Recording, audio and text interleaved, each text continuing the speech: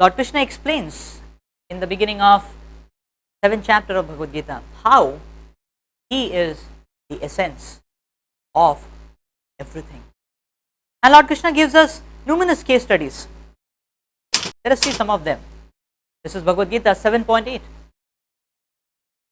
Yasohamapsu kaunteya prabhasmi shashi suryaya pranava sarva vedeshu shabdakhe paurusham nishu.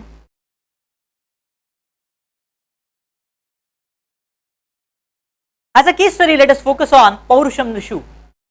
The Lord explains, I am the ability in man. Paurusham nishu. What is this ability which the Lord is talking about?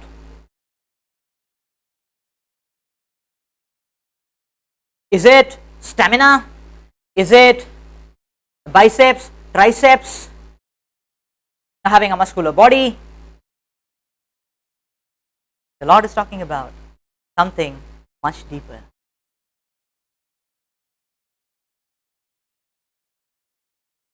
The biceps and triceps, the muscular build may fade off in due course of time. So the Lord is talking about that which once built will give us a perpetual upliftment. This ability in man is the ability to internalize oneself, the ability to control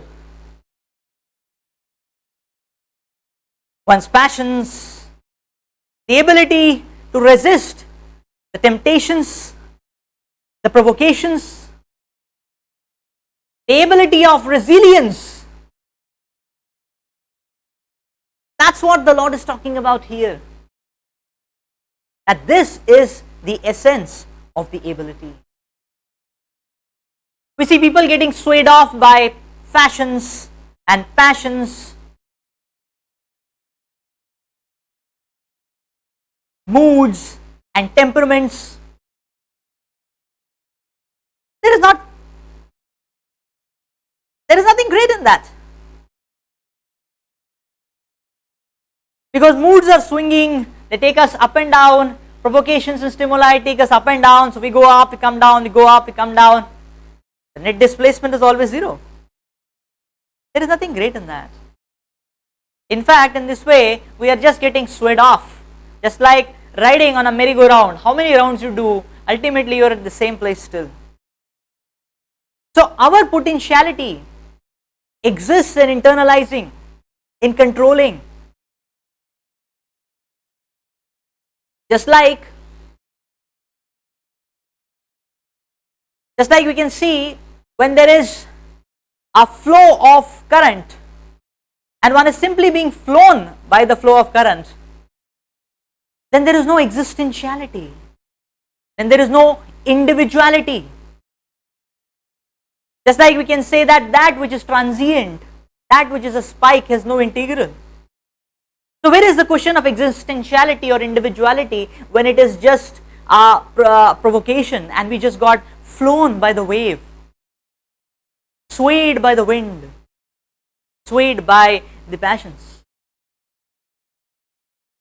So when we hold on, when we embrace, when we say no to temptations and provocations, when we embrace the principles and values, then comes the question of footing and individuality.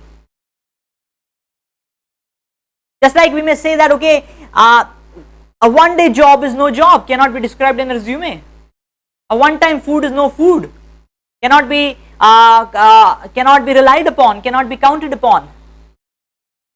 We need solidity, and that solidity comes from following the principles and values. That solidity comes from self-control. Geometry is defined when there is fixity. When the whole existence is watery, then where is the description? There is no description. Just like if you have a crystal structure, then you can describe bond angles, then you can describe face lengths, you can describe the angles, the dihedral angles between the faces, you can describe the alignment structure of the constituents of a crystal lattice. So there is a whole sort of description in geometry. which becomes the identification hallmark of the crystal. But if the substance is watery, then there is no description actually. Similarly, when we simply follow or the instincts or instinctive behavior, when we are simply being swayed off by the waves of provocation and stimulations or titillations,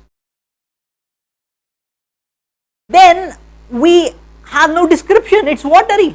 Therefore, in one way, we are losing ourselves. We simply lose ourselves. Just imagine a human body without bones. There is no form, it's just a lump, it's formless. There is no form, it's hazy. There is no distinguishable signature in that. So, lack of sense control is like a human body without any bones. It is these injunctions of the Vedas, the Shastras, which give us these bones, the solidity, the rigidity, the form, our identity, our personality. And when we assimilate and imbibe these instructions and lead a life of self-control, then what we are getting is bone marrow. Therefore, adding God in our lives is the right gear for our terrific steer.